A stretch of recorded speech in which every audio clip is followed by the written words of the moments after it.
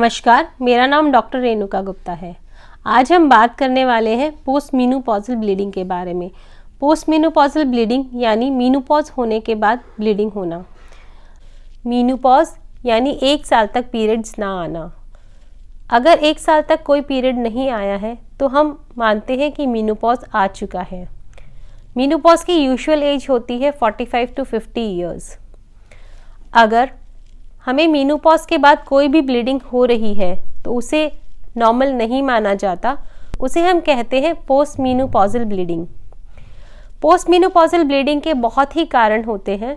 सबसे पहले आता है एट्रोफिक वेजिनाइटिस, यानी बॉडी में हार्मोन्स खत्म होने की वजह से हमारी वजाइना की जो झिल्ली होती है वो बहुत ही नाजुक हो चुकी होती है और किसी भी ट्रॉमा से वो ब्लीड कर सकती है। दूसरा होता है एट्रोफिक एंडोमेट्राइटिस, जिसमें बच्चेदानी की झिल्ली कमज़ोर पड़ चुकी होती है और वो कभी कभी ब्लीडिंग कर देती है। तीसरा कारण है एंडोमेट्रियल हाइपरप्लेजिया, यानी बॉडी में एबनॉर्मली कहीं हार्मोन्स बन रहे हैं जो एंडोमेट्रियम पे काम कर रहे हैं, जिसकी वजह से यह ब्लीडिंग हो सकती है। एंडोमेट्रियल पॉलिप एक और कारण होता है जिसकी वजह से पोस्ट मीनोपॉजल ब्लीडिंग हो सकती है।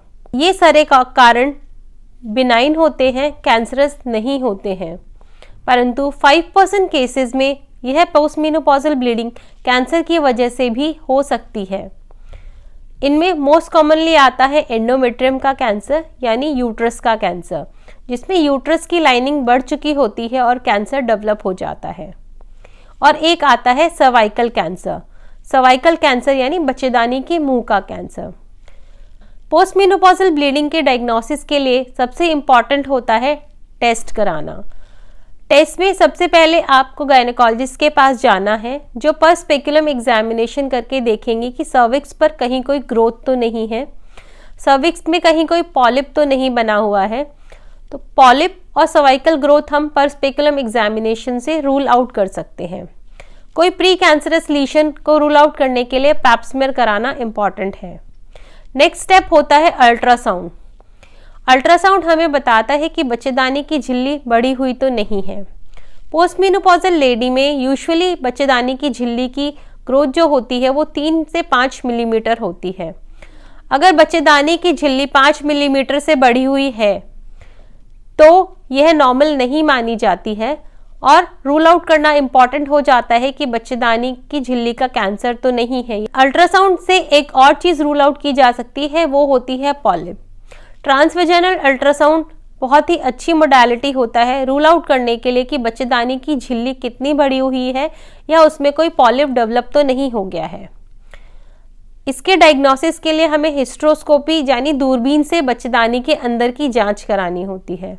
हिस्ट्रोस्कोपी बताती है कि यह ब्लीडिंग का कारण पॉलिप है या एंडोमेट्रियल हाइपरप्लेजिया है या एंडोमेट्रियल कैंसर है। अगर हिस्ट्रोस्कोपी के दौरान हमें पॉलिप मिलता है तो पॉलिप को सेम सिटिंग में निकाला जा सकता है और क्योर हो जाता है।